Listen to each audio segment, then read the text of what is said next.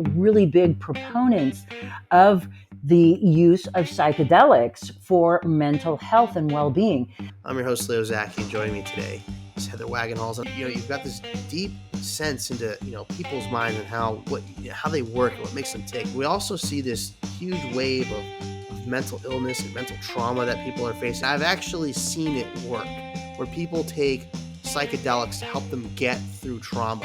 Could you talk to us a little bit about these things? Because it's not so much accessibility, right? Because you can grow mushrooms anywhere.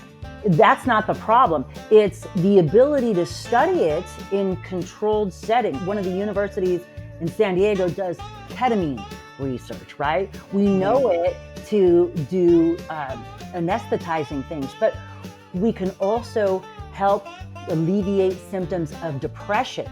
We've seen with psilocybin, we've been able to see trauma being able to be healed by individuals because that allows them to relax and be able to address their traumas without having to experience or relive the traumatic situation.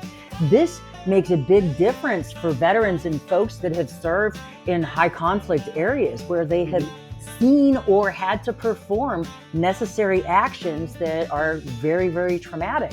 When we foster the research and we permit the use of these substances in controlled settings, we can do a tremendous amount of good out there in the environment. Now, it doesn't have to be all or nothing, right?